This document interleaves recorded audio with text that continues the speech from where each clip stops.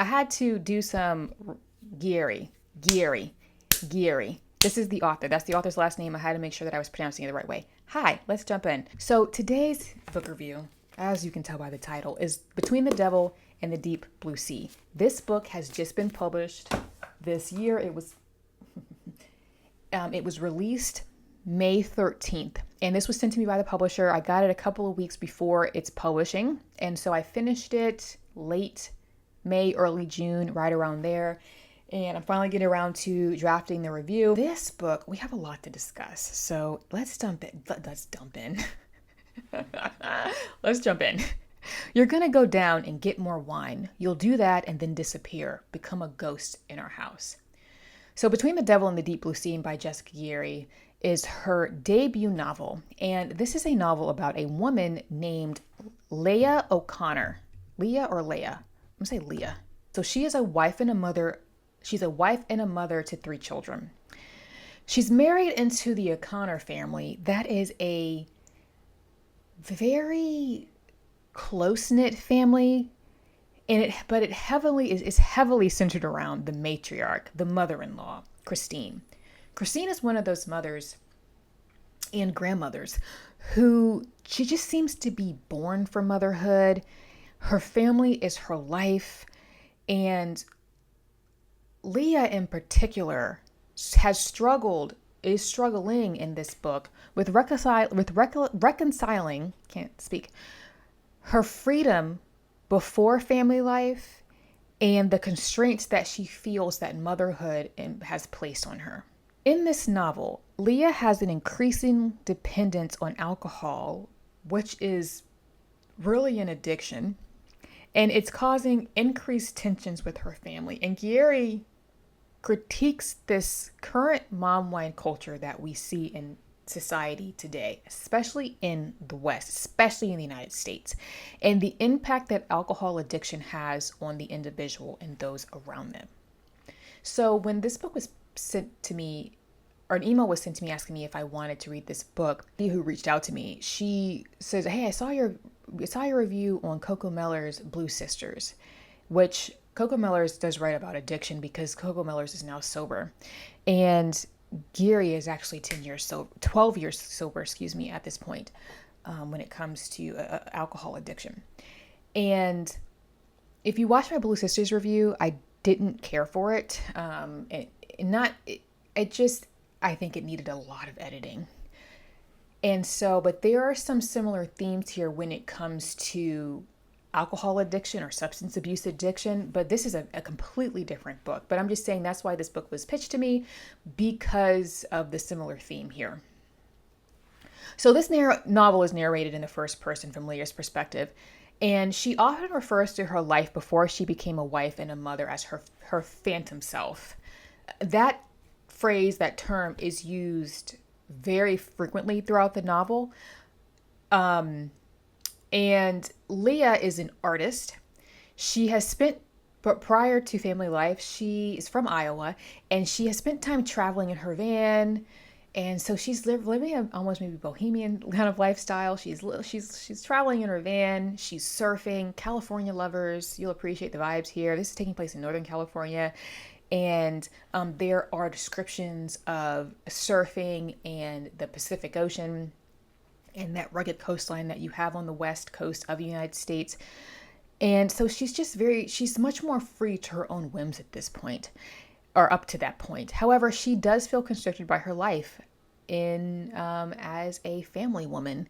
And at this point in the novel, where this novel picks up, she's married, she has her 3 children. It does come across to me that Leah is constantly seeking some type of high in whatever form she can get it, because she's still trying to grasp for that self that she was before her life settled down. There's a phantom life that runs parallel to the one I'm currently living, like a shadow. Running has become my parallel physical reprieve. Besides sex and wine, it's how I'm able to feel closer to my phantom self, by exhausting my mind into quiet to dull the ache that never seems to subside. That was until I discovered all the ways to leave myself, if only temporarily. Painting, sex, and then surfing, and finally my children. So Gary does make it clear from the opening of the novel that Leah isn't one of those women that has eased easily into motherhood. Like Christine, Leah's has two sisters-in-law. One of the sisters-in-law already has a couple of children, and she just assimilates easily into the O'Connor family. That is very domestic in a lot of ways. And Amy comes from, like Leah, comes from a more complicated background, family life background. Amy in particular, who's a very, very sweet character, and Leah and Amy are very close. But Amy has difficulties getting pregnant. And so she's finally pregnant. Again, she had a miscarriage previously, but she's finally pregnant and is able to carry this child full term. And she's so excited for motherhood. Like, she loves children. She's a preschool teacher.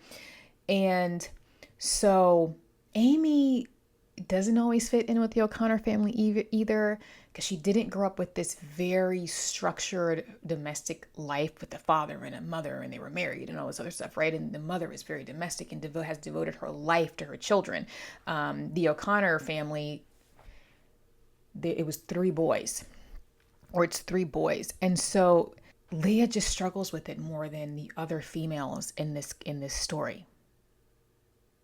She feels like she's being pulled in several directions at once, and she struggles with this tension. And again, she does not like Christine. She doesn't like Christine. She's like, I'm not going to play by this. I'm not going to read off the script, and so she's got that mother-in-law tension. The time I'm allotted to act in one role is finite. Wife, then mother, without guaranteed scraps left over for myself. The need to be everything to everyone is relentless. Most days I feel continually blindsided by my family's vortex of need. Since I'm at the center, everything happens to me while somehow simultaneously happening around me. Lucas in the restaurant, the kids' incessant calls for action. By the time I'm able to do anything for myself, I'm more than halfway to exhaustion or completely deflated. I want to tell her being Amy, she has no idea how much a woman can lose herself inside of motherhood. How at first it all sounds so gloriously appealing, reshaping your identity to include giver of life. But then instead of being a whole person, you're chopped into a million pieces, and all that's yours at the end of the night are whatever leftovers you can muddle together. Again, so this tension that Leah feels is evident throughout, I would say, 90% of the novel. And I'm going to get into that more towards the end because it does come back around. So the reader does witness Leah's increasing dependence on wine/alcohol. I may not have been the best structured sentence there, but you get what I'm saying. As the story progresses, this alcohol dependency is just more and more prevalent. It's permeating everything. She cannot go. It's just a point in the novel where she's just always drinking. She's always at least in some type of buzz, or she's just drunk. She thinks up to a point, she thinks she's hiding this well, but she's not. And her family notices, her husband notices, Amy notices, Christine notices. And because this is written in the first person from Leah's perspective, as this addiction is just taking, and even the hold on her is getting strong. It's stronger and stronger, this addiction is. She becomes, for my opinion, a bit of an unreliable narrator, which makes sense because as the alcohol is muddling her thoughts, her own judgment is skewed due to her dependency on alcohol. She's also heavily in denial that she has a problem for the majority of this book.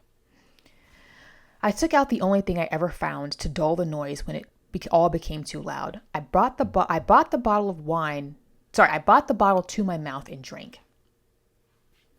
There is a universal understanding among adults that alcohol makes it easier to sit through the tediousness of certain parts of parenting. The expression mommy wine time has been casually adopted within the context of motherhood and has only continued to catch on among groups of mom friends.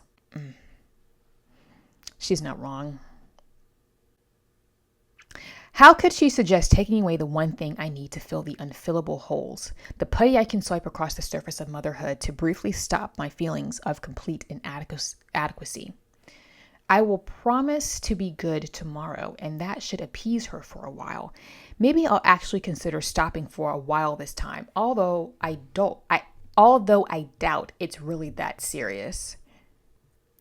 What I do like about this novel and what Guerrieri is doing is she is calling out the elephant in the room when it comes to alcohol consumption in culture, especially, again, like she says, she calls it mommy wine time.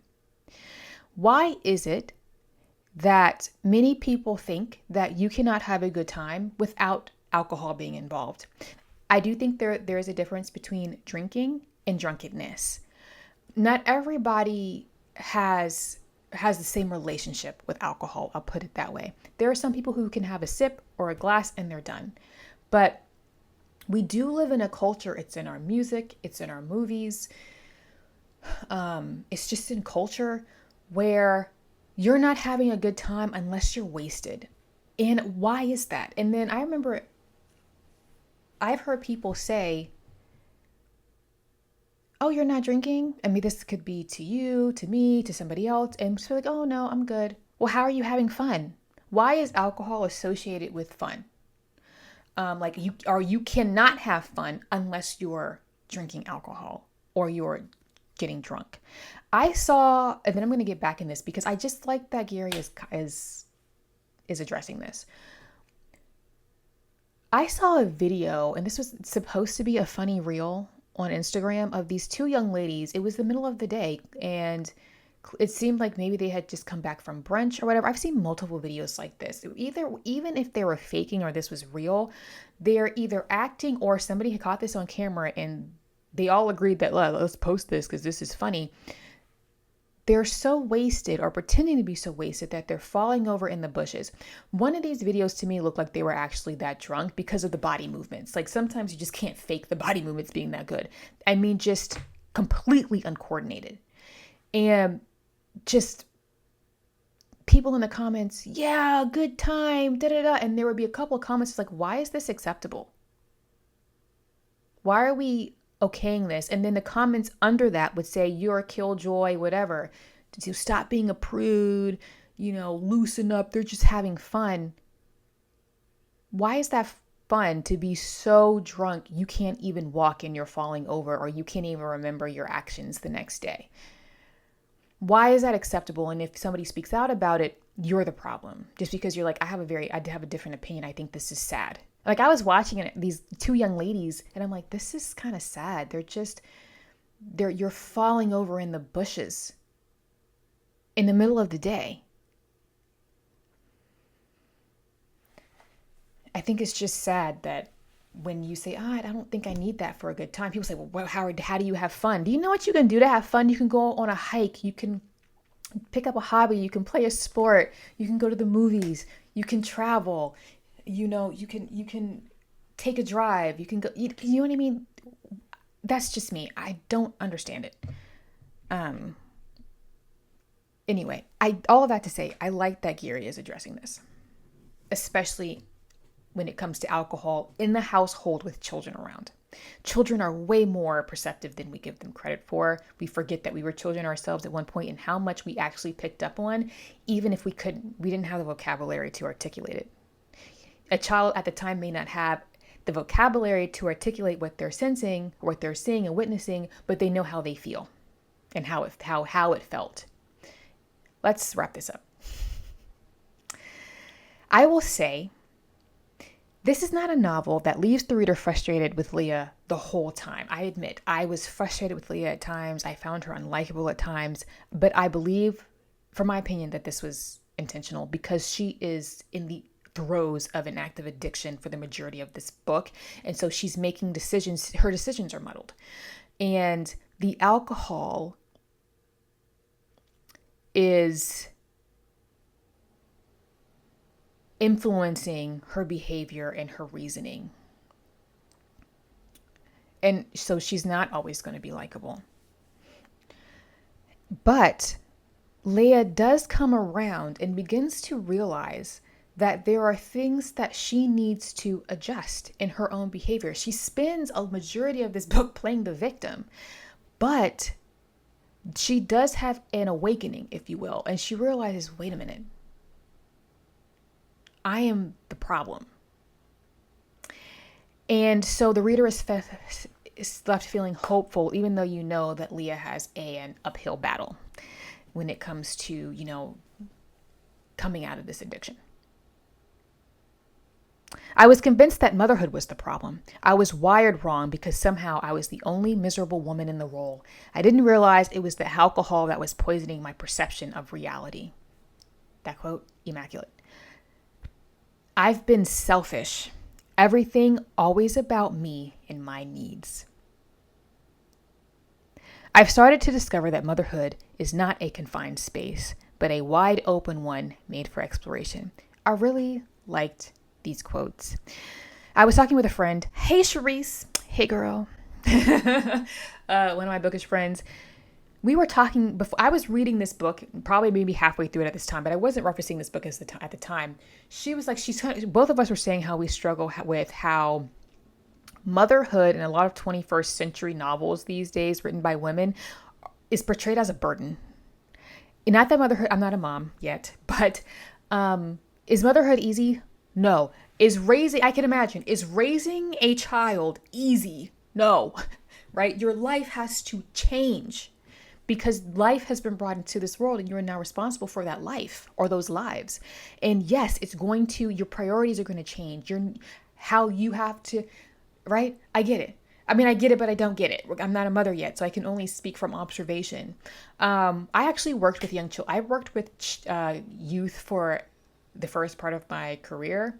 I've worked with youth all the way up from like 4 to 5 up to like young adults. And when they're in your care during that time, you are the parent in some cases. And so there is a lot of responsibility when you are, the caretaker, even if it's for a day, 8 hours, whatever, and a minor's care is your responsibility. I remember once I went to the restroom. I used to work at a rec center, which is one of my favorite jobs. It was really fun. I was fresh out of college and I did not want to be confined to an office space. And I went to the restroom and this one young girl, I think she was like 6 or 7, she goes into the restroom. Miss Alana, are you in here? And she's like trying to like knock on all the doors. I'm like, I can't even go to the bathroom in peace. But she had a need. And I had to adjust my own mind. Was like, this girl has a need. She wants me specifically out of the other staff for a reason. And this young lady had a lot going on at home and she just needed to be cared for in a different way. She needed to be nurtured. And so, yeah, even something as simple as I couldn't even eat when I wanted to eat sometimes. I couldn't even use the restroom when I needed to use the restroom because these little people, they need care. And so all of that to say, I appreciate this book because Guerrieri is acknowledging that as things in your life change, as you go from single to married to parent, you have to learn how to adapt into those roles. Should you choose to take on those roles, or it happens to you, not everybody had planned to have a child, and then a child comes. But you have to adapt to the position that you find yourself in and learn how to explore it. Like she said, it's not a confined space. It's just going to reveal a part of you that you didn't know was there, or you have to grow into that role yourself. And I just like that she addressed motherhood in this way. I thought it was very graceful. The more I'm talking about this book, the more I realized I really enjoy it. And I was unsure about the rating, and I'm going to get to that at the end. So let's wrap this up. So Between the Devil and the Deep Blue Sea, to me, is a very honest novel. That's the first word that catches my attention, that comes to my mind if you were to ask me to describe it. Honest. Guerrieri is drawing from a personal experience here. She is, again, 12 years sober, and she has a family of her own. And I think that's just evident because Leah's narrative is a very naked narrative. I mean, this is a main character who is struggling. She's in the throes of addiction, and it's altering her behavior. And it's just a very vulnerable narrative. There's something about this novel. I just like how frank it is. It's not watered down.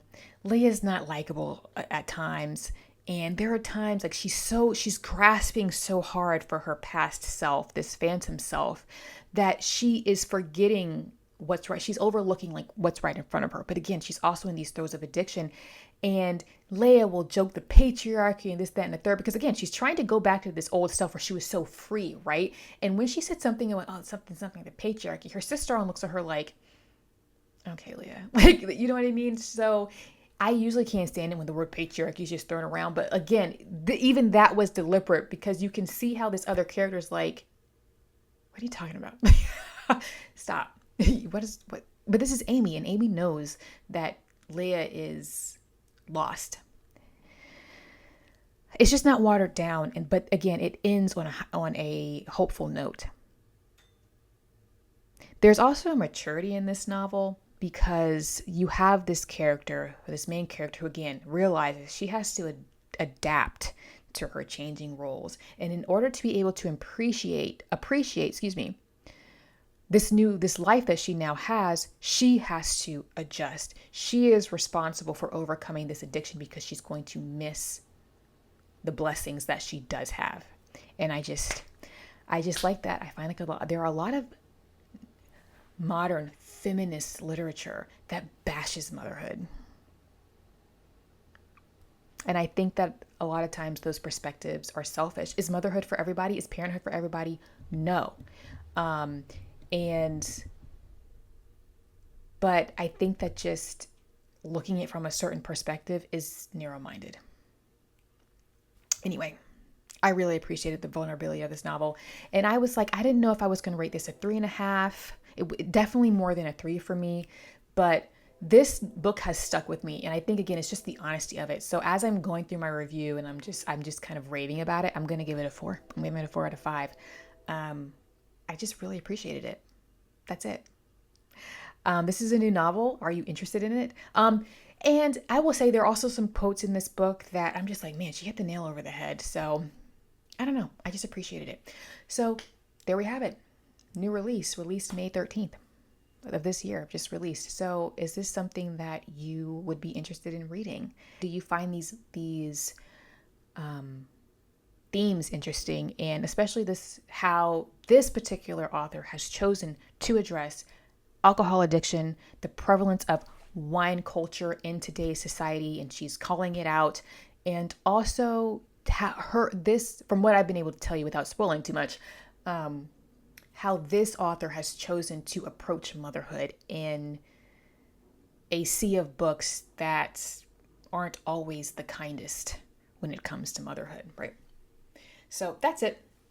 Please feel free to like, subscribe, leave me a comment. Also, feel free to follow me on Instagram, where I get up to more book shenanigans. Post all of my book content there first, the occasional goofy meme or reel in Instagram stories. And yeah, that's all. I'll catch you in the next one. Bye.